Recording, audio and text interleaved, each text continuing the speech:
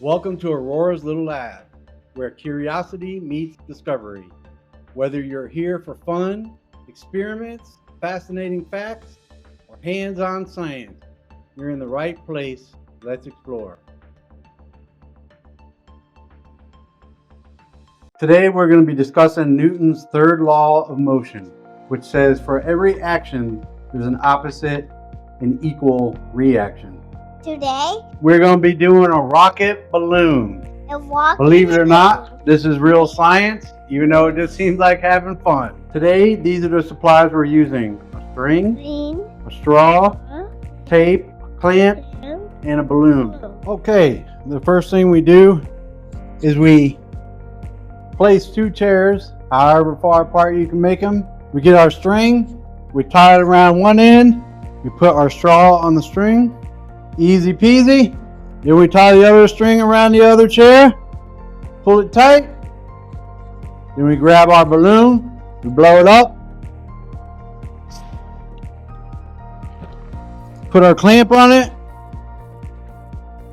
grab our tape, get us a piece of tape, put the balloon with the nozzle facing towards the rear in line with the straw, put a couple pieces of tape on it, and we let it go. As you can see behind me, we have already set up our rocket track here, and we've used the clamps to hold the air pressure, and we are now going to race.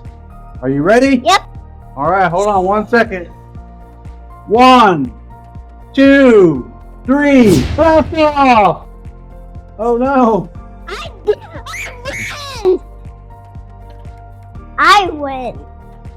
I win.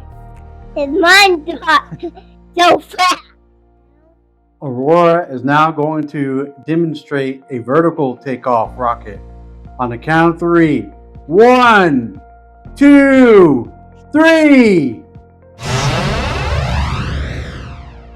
Well, that didn't do very good at all. Now we're going to try the vertical launch one more time and see how it goes. Maybe it'll go better this time. 1, 2, 3. Blast off.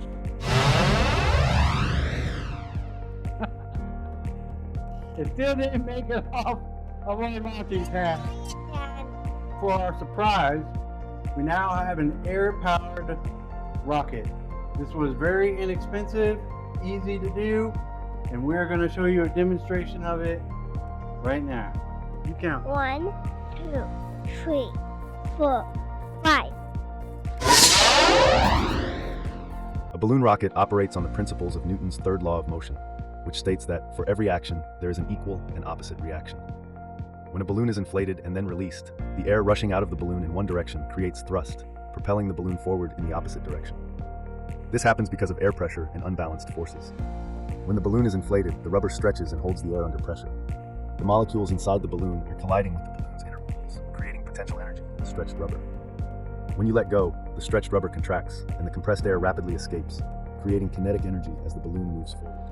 The speed and distance the balloon travels depend on several factors, such as the amount of air inside, which affects potential energy, the size of the balloon's opening, which controls how fast the air escapes, and external resistance like air friction.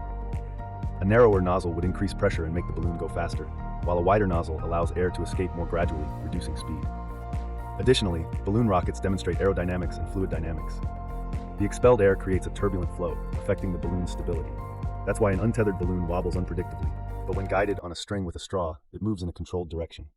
Thanks for joining us on this experiment. If you enjoyed this, don't forget to give it a thumbs up, subscribe, and hit the bell so you'll never miss a new discovery. For more science fun, check out these videos next. See you in the lab.